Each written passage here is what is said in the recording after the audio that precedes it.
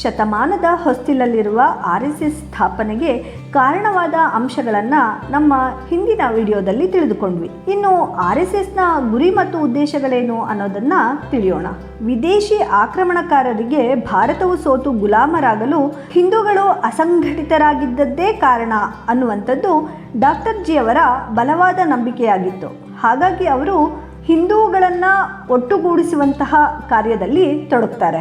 RSSನ ತತ್ವಘೋಷವೇ ಸಾಮಾಜಿಕ ಸಾಮರಸ್ಯ. ಜಾತಿ, ಭಾಷೆ, ಲಿಂಗ, ಜನಾಂಗ ಅಥವಾ ನಂಬಿಕೆಯ ಹೆಸರಲ್ಲಿ ಸಮಾಜದಲ್ಲಿ ಇರುವಂತಹ ಕಂದಕಗಳನ್ನು ಮುಚ್ಚಿ ಸಾಮರಸ್ಯವನ್ನು ನಿರ್ಮಿಸಬೇಕು ಎಂಬ ನಿಟ್ಟಿನಲ್ಲಿ ಕಳೆದ 100 ವರ್ಷಗಳಿಂದಲೂ ಎಲ್ಲ ರಾಷ್ಟ್ರೀಯರನ್ನು ಒಟ್ಟುಗೂಡಿಸುವ ಕಾರ್ಯವನ್ನು ಈ ಸಂಘಟನೆ ಮಾಡ್ತಾನೆ ಬಂದಿದೆ. ಈ ದೇಶವನ್ನು ಮಾತೃಭೂಮಿ ಎಂದು ಒಪ್ಪಿಕೊಳ್ಳುವವರು ಎಲ್ಲರೂ ಈ ದೇಶದ ರಾಷ್ಟ್ರೀಯರು ಎಂಬುದು RSSನ ನಿಲುವು. ನಾವೆಲ್ಲರೂ ಒಂದೇ ತಾಯಿಯ ಮಕ್ಕಳು, ಸಹೋದರರು. ನಾವೆಲ್ಲರೂ ಸಂಘಟಿತರಾಗಿ ರಾಷ್ಟ್ರದ ಕಾರ್ಯವನ್ನು ಮಾಡಬೇಕು.